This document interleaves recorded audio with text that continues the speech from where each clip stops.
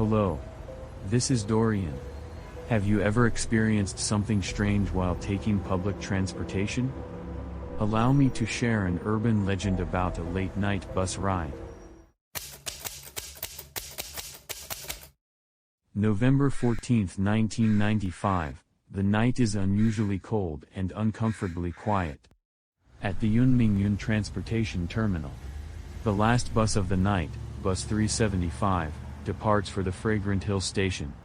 It is occupied by the middle-aged driver and the bus conductor, a young woman in her early 20s. It soon arrives at one of its stops, the Southgate Station, where an elderly woman, a young university student, and a couple, are all waiting. The riders quickly get onto the bus and take their seats, and the driver resumes his route after the passengers have settled. The bus passes many stops without encountering any waiting riders and continues moving forward. Inside, the riders can only hear the rumbling of the engine and the howling wind. But suddenly, the silence is broken by the driver, saying, "That is not a stop."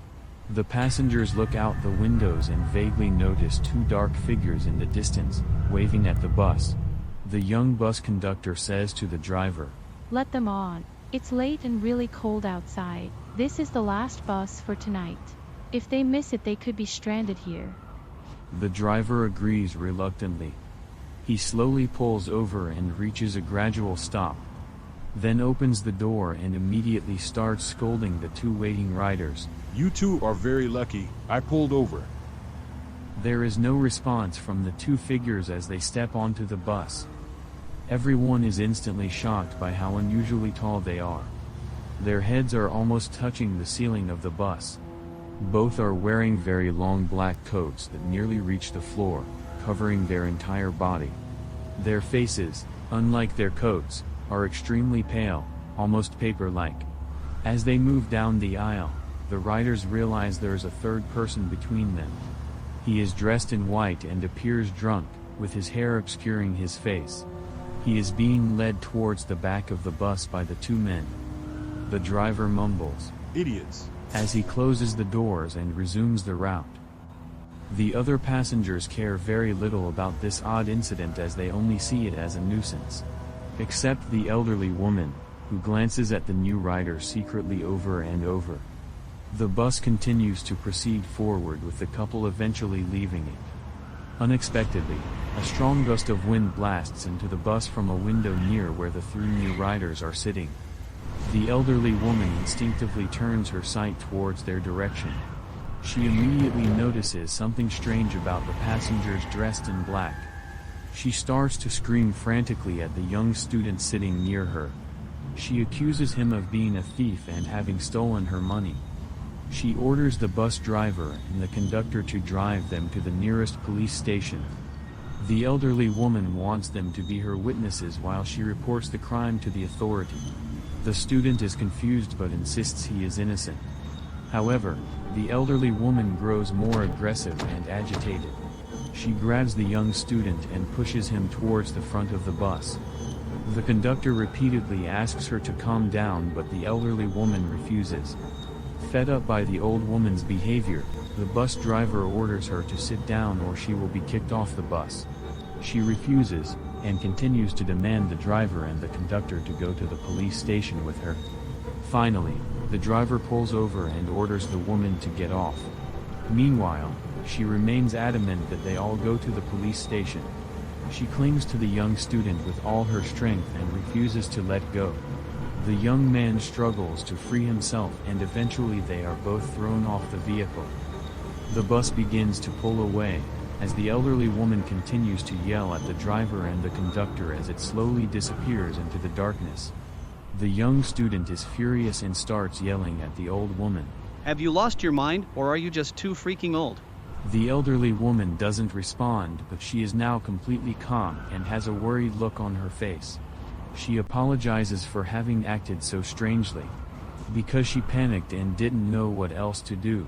"What are you talking about?" The elderly woman tells him. When the three men got on the bus, she got an eerie feeling. An icy shiver ran from the back of her neck all the way down her back. The strange feeling grew stronger and stronger and she kept taking a peek at them. When the wind blew into the bus, it lifted their long coats. And she saw there was nothing. What are you babbling about? The elderly woman continues by telling the student that there was nothing underneath their coats where their feet and legs should have been. They didn't walk onto the bus or walked towards their seats. They floated. They floated towards the back with a person in between them. And she knew at that instant, they all needed to leave the bus. That's so stupid, but congratulations, 'cause your wish came true. Have a nice life. A couple of days have passed and the young student has almost forgotten about the old woman. As he walks down the hall, he notices the TV at the college is broadcasting the news about a missing bus. It has been 2 days since the disappearance of bus 375. The vehicle was found this morning near the Mi-Yun Reservoir, 100 kilometers away from its scheduled destination. According to the Public Transportation Authority, the amount of fuel the bus could carry should not have allowed it to travel so far off course. There is no evidence the bus had refueled and no gas stations exist along the route of where it was discovered. 3 bodies have also been found inside the bus, including the 2 missing public transportation employees. They are the 54-years-old driver, the 20-years-old conductor, along with a yet identified male, dressed in white. The bodies are heavily decomposed, which is abnormal given the short amount of time since their disappearance, and the near-freezing temperature we are currently experiencing this past week. The authorities suspect foul play and urge anyone with information come forth with what they know in hopes to solve the case. The young student says to himself, I was on that bus. And what happened to the 2 men in black? he suddenly remembers what the elderly woman had said. No feet. And floating. Thank you for watching. Do subscribe, like, comment, and share if you wish to hear more creepy urban legends or stories. This is Dorian. Until next time.